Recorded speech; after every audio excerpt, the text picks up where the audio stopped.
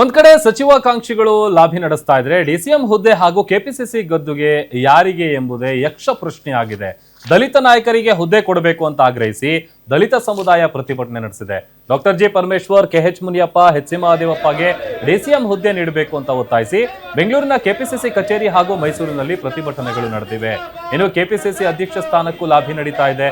Satish Jarkiholi, Parameshwar, MB Patil ಮೂವರು ರೇಸ್ನಲ್ಲಿ ಇದ್ದಾರೆ. ಯಾರಿಗೆ ಪಟ್ಟ ಸಿಗಲಿದೆ ಅನ್ನೋದೇ ಸದ್ಯ ಕುತೂಹಲದ ಪ್ರಶ್ನೆಯಾಗಿದೆ.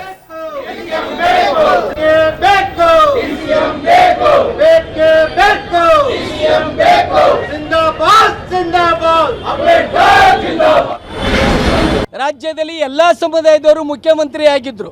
3% ಅವ್ರು ಆಗಿದ್ರು, 7% ಅವ್ರು ಆಗಿದ್ರು, 11% ಅವ್ರು ಆಗಿದ್ರು. ಆದರೆ 24.5% ಜನ ಅಂದರೆ ಪ್ರಬುದ್ಧರು ಇದ್ದಾರೆ. ಅಂಥವ್ರು ಇದ್ರೂ ಕೂಡ ಮುಖ್ಯಮಂತ್ರಿ ಪದವಿಯನ್ನು ಕೊಡದೇ ಇರೋವಂಥದ್ದು ಜಾತಿ ವ್ಯವಸ್ಥೆ ಎಷ್ಟು ಸದೃಢವಾಗಿದೆ ಅನ್ನೋದ್ರ ಸಂಕೇತ ಆಗಿದೆ. ಕಾಂಗ್ರೆಸ್ ಪಕ್ಷದ ಬೇರೆಯೇ ದಲಿತರು ಇವತ್ತು ದಯವಿಟ್ಟು AICC ರಾಹುಲ್ ಗಾಂಧಿ ಅವರು AICC ಅಧ್ಯಕ್ಷರು ನಾವು ಕೇಳ್ತಾ ಇದ್ವಿ, ದಲಿತರಲ್ಲಿ ಮುಖ್ಯಮಂತ್ರಿ ಆಗೋರು ಇದ್ದರು, ಅಟ್ಲೀಸ್ಟ್ ಉಪಮುಖ್ಯಮಂತ್ರಿ ಏನಾದ್ರು ಕೊಡಬೇಕಲ್ವಾ?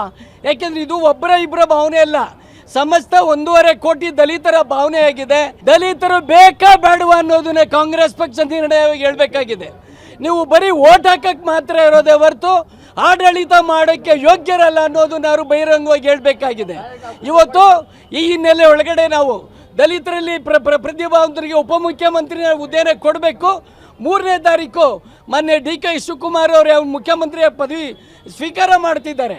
ಉಪಮುಖ್ಯಮಂತ್ರಿಯಾಗಿ ಒಬ್ಬ ದಲಿತರನ್ನ ಅದರಲ್ಲಿ ಪದಗ್ರಹಣ ಮಾಡೋದಕ್ಕೆ ಅವಕಾಶವನ್ನು ಮಾಡಿಕೊಡ್ಬೇಕು ಅಂತೇಳಿ ಜನರ ಭಾವನೆ ಇದು.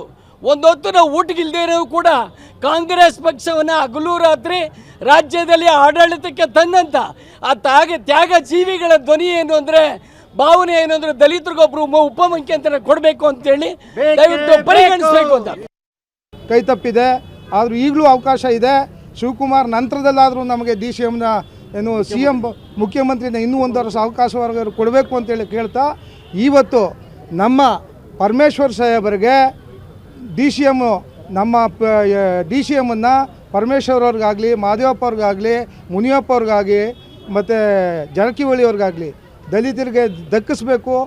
ನಾವು ನಿಜವಾಗಿ ಅನ್ಯಾಯ ಆಗಿರೋದು ಇವತ್ತು ಇಲ್ಲಿ ತನಕ ಇದ್ದದ್ದು ಪರಮೇಶ್ವರ್ ಅವರ ಹೆಸರು. ಇವತ್ತು ಅವ್ರಿಗೆ DCM ಆದರೂ ಮಾಡಬೇಕು. ನಮ್ಮ ಹಿರಿಯ ಶಾಸಕರಾದಂಥ ಸಚಿವರಾದಂಥ ಮಹದೇವಪ್ಪನವ್ರಿಗೆ ಮತ್ತು ಮುನಿಯಪ್ಪ ಅವ್ರಿಗೆ ಈ ಕ್ಯಾಬಿನೆಟ್ನಲ್ಲಿ ಹೆಚ್ಚಿಗೆ ಉನ್ನತವಾದ ಸ್ಥಾನಗಳನ್ನ ಕೊಟ್ಟು ಏನು ದಲಿತರು ಕಾಂಗ್ರೆಸ್ಸನ್ನು ಕೈ ಹಿಡಿದಿದ್ದಾರೆ ಅದನ್ನು ಉಳಿಸ್ಕೋಬೇಕಾದದ್ದು ಕಾಂಗ್ರೆಸ್ನ ಧರ್ಮ, ನ್ಯಾಯೋಚಿತವಾದದ್ದು. ದಯವಿಟ್ಟು ಇದಕ್ಕೇನಾದ್ರು ತೊಂದರೆ ಆದರೆ ಮುಂದಿನ ದಿನಗಳಲ್ಲಿ 28 ಚುನಾವಣೆಯಲ್ಲಿ ದಲಿತರು ತಮ್ಮ ಪರ ನಿಲ್ಲಲ್ಲ ಅನ್ನೋ ಒಂದು ಎಚ್ಚರಿಕೆಯನ್ನು ಈ ಮುಖಾಂತರ ಕೊಡ್ತಾ ಇದ್ದೀವಿ. ಬಂಧುಗಳೇ, ಈಗ ರಾಜ್ಯದಲ್ಲಿ 1942ರಿಂದ ಇದುವರೆಗೂ 25 ಜನ ಮುಖ್ಯಮಂತ್ರಿಗಳಾಗಿದ್ದಾರೆ. ಅದರಲ್ಲಿ 11 ಸಾರಿ ಲಿಂಗಾಯತರಾಗಿದ್ದಾರೆ, 10 ಸಾರಿ ಶಿವಕುಮಾರ್ ಅವರು ಸೇರಿ 10 ಸಾರಿ ಒಕ್ಕಲಿಗರಾಗಿದ್ದಾರೆ ಆಗಿದ್ದಾರೆ. ಆದರೆ ಇದುವರೆಗೂ ನಾವು ದಲಿತರಿಗೆ ಮುಖ್ಯಮಂತ್ರಿ ಬೇಕು ಅಂತೇಳಿ ಹೋರಾಟ ಮಾಡ್ತಾನೆ ಇದ್ದೀವಿ, ಇದುವರೆಗೂ ಕೊಟ್ಟಿಲ್ಲ. ಈ ರಾಜ್ಯದಲ್ಲಿ ಎಡಬಲ ಸಮುದಾಯ ಜನಸಂಖ್ಯೆ ಜಾಸ್ತಿ ಇದ್ದಾರೆ. ಇವತ್ತು 34 ವರ್ಷದಲ್ಲಿ ಕೂಡ ನಾವು ಹೋರಾಟ ಮಾಡಿ ಈ 2 ಸಮುದಾಯಕ್ಕೆ ನ್ಯಾಯ ಕೊಡಬೇಕು, ಒಳಮೀಸಲಾತಿ ಜಾರಿಗೆ ತರಬೇಕು ಅನ್ನುವಂಥ ಹೋರಾಟ ಮಾಡಿದ್ರ ಅನ್ವಯ ಮೊನ್ನೆ ಸಿದ್ದರಾಮಯ್ಯ ಸರ್ಕಾರ ಇದ್ದಾಗ ಇವರೆಲ್ಲರೂ ಸೇರಿ ಈ ಸಂಪುಟದಲ್ಲಿ ಯಾರು ದಲಿತರಿದ್ದು ದಲಿತ ಸಚಿವರಿದ್ದರು ಎಲ್ಲರೂ ಸೇರಿ ಒಮ್ಮತದಿಂದ ಈ ಒಂದು ಒಳಮೀಸಲಾತಿ ಜಾರಿಗೆ ತಂದಿದ್ದಾರೆ. ಸೊ ಅದರಿಂದ ಇದರಲ್ಲಿ ಹೆಚ್ಚಿನ ಶ್ರಮ ವಹಿಸಿರೋದು ಡಾಕ್ಟರ್ ಎಚ್.ಸಿ. ಮಹದೇವಪ್ಪ ಮತ್ತು ಹಿರಿಯರಾದಂಥ ಕೆಎಚ್ ಮುನಿಯಪ್ಪ ಅವರು. ಆದ್ದರಿಂದ ಇಬ್ಬರಿಗೂ ಕೂಡ ಯಾರಿಗೂ ಒಂದು ಸೈಡ್ ಮಾಡಬಾರ್ದು, ಎಡಬಲ ಇಬ್ಬರಿಗೂ ಒಬ್ಬೊಬ್ರಿಗೆ ಡಾಕ್ಟರ್ ಎಚ್.ಸಿ. ಮಹದೇವಪ್ಪ ಮತ್ತು ಕೆಎಚ್ ಮುನಿಯಪ್ಪ ಇಬ್ಬರಿಗೂ DCM ಕೊಡಬೇಕು ಅನ್ನೋ ಒಂದು ನಮ್ಮ ಒಂದು ಇದು ಆಗ್ರಹ ಆಗಿದೆ ಬಂಧುಗಳೇ. ಮೇಡಮ್, ದಲಿತ ಸಿಎಂ ಅಂತ ಮುಂಚೆ ಇತ್ತು, ಈಗ ದಲಿತ DCM ಆದ್ರೂ ಮಾಡಿ ಅಂತಿದ್ದಾರೆ. ಈಗ ಯಾರು ಕೇಳ್ತಾ ಇರೋದು? ದಲಿತರು ಮೇಡಮ್. ಯಾರವರು? ಸಂಘಟನೆಗಳು, ದಲಿತ ಸಂಘಟನೆಗಳು. ಮಹದೇವಪ್ಪನವರು, ಮುನಿಯಪ್ಪನವರು ಅಥವಾ ಪ್ರಿಯಾಂಕ್ ಖರ್ಗೆ ಅವರು ಯಾರಾದ್ರೂ ಒಬ್ರು ನನ್ನ ಮುಖ್ಯಮಂತ್ರಿ ಮಾಡಿ ಅಂತ ಕೇಳ್ತಾ ಇದ್ದಾರಾ? No madam. ಕೇಳಿದಾರ ಓಪನ್ ಆಗಿ? ನಮ್ಮನ್ನ ಉಪಮುಖ್ಯಮಂತ್ರಿ ಮಾಡಿ ಅಂತ ಕೇಳಿದ್ದಾರಾ? ಅದಕ್ಕೆ ಈ ಚಲವಾದಿ ನಾರಾಯಣ ಸ್ವಾಮಿ ಯಾರು ವಿಧಾನ ಪರಿಷತ್ ಪ್ರತಿಪಕ್ಷ ನಾಯಕ ಇದಾರಲ್ಲ, ಅವ್ರು ಬಳಸಿರೋ ಪದಗಳನ್ನ ನಾ ಬಳಸಬಾರ್ದು, ಬಟ್ ಅವ್ರದೇ ಪದಗಳು. ನಾಳೆ ನೀವು ನಾನು ಮಾತಾಡಿದೀನಿ ಅಂತ ಹಾಕಂಗಿಲ್ಲ. ಏನು ಅಂತಂದ್ರೆ 70 ವರ್ಷಗಳಿಂದ ದಲಿತರನ್ನ ವೋಟ್ ಬ್ಯಾಂಕ್ ಆಗಿ ಬಳಸಿಕೊಂಡಿದ್ದಾರೆ. ಆದ್ರೆ ಕಾಂಗ್ರೆಸ್ ನಲ್ಲಿ ಇರುವಂತಹ ನಾಯಕರುಗಳು ಸೀಡ್ಲೆಸ್, ಶುಗರ್ಲೆಸ್. ದಲಿತರಿಗೆ ಕಾಂಗ್ರೆಸ್ ಪಕ್ಷ ಬಗಣಿಗೂಟ ಹೊಡಿತಾ ಇದೆ. ಅವ್ರು ಬಳಸಿರೋ ಭಾಷೆ ಇದು, ನಾನಲ್ಲ, ನಾನು ಹೇಳಿದ್ದಲ್ಲ.